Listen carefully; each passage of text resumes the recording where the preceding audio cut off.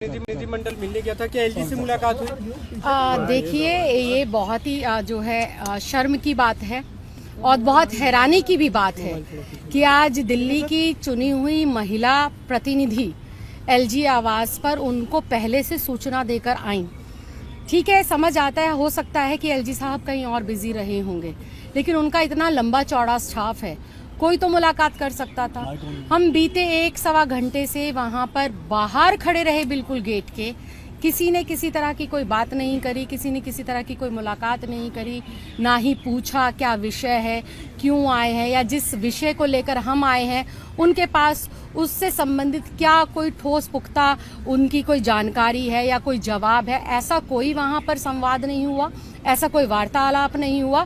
लेकिन वहां पर एक चीज फिर से समझ आई कि एलजी साहब महिलाओं का सम्मान नहीं करते हैं।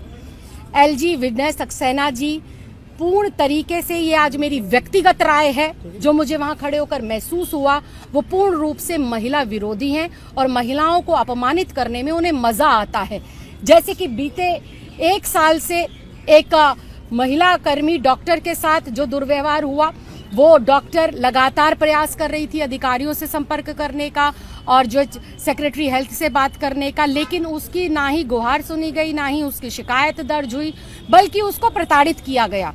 ना सिर्फ प्रताड़ित किया गया, उसका डिमोशन किया गया और जो है उसको कहीं और ट्रांसफर कर दिया गया।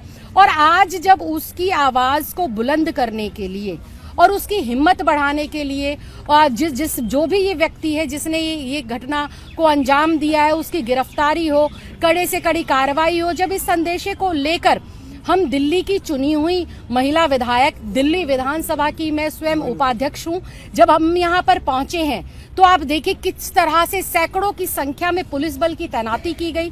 क्या हम में से कोई आपको आतंकवादी लगता है? क्या हम में से आपको कोई बाहुबली लगता है? लेकिन सैकड़ों की संख्या में यहाँ पर पुलिस बल तैनात है। ठीक है, कोई बात नहीं।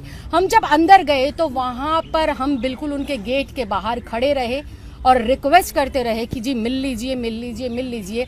लेकिन मुझे बेहद हैरानी हुई कि इतना गंभीर विषय है, देश के गृह मंत्री के अंडर दिल्ली की सुरक्षा आती है और दिल्ली की सुरक्षा की जो जिम्मेदारी है दिल्ली के अंदर, वो एलजी विनय सक्सेना जी के अंडर आती है। और इतने गंभीर विषय को वो सिर्फ जो है बंद दरवाजों के पीछे बैठकर एंजॉय कर रहे हैं और जो चुनी हुई महिला प्रतिनिधि हैं वो गेट के बाहर खड़ी होकर इस बात का इंतजार कर रही हैं कि या तो एलजी महोदय मिल ले या फिर उनका कोई सेक्रेटरी या पीए मिल ले। लेकिन दुर्भाग्यपूर्ण हमारे पास कोई नहीं आया, किसी ने हमारी बात नहीं सुनी, ना ही किसी ने हमारी शिकायत पर संज्ञान लिया या उन्होंने इस पर क्या कार्रवाई करी है, ऐसा कोई ठोस उन्होंने जवाब नहीं दिया। पत्र सौंपा लेकिन उन्होंने हमारी वीडियो रिकॉर्डिंग पूरी करी है। उन्होंने हमारी वीडियो रिकॉर्डिंग करी है, एक-एक की वीडियो रिकॉर्डिंग करी है, एक-एक के पीछे जो है लोग वहां पर खड़े थे। हम अपना पत्र मेल के माध्यम से सुबह 10:40 पर मेल के माध्यम से, जो आप लोगों के संज्ञान में भी है, सार्वजनिक पटल पर भी वो है, मैंने मेल के माध्यम से उन्हें वो सौंप दिया था।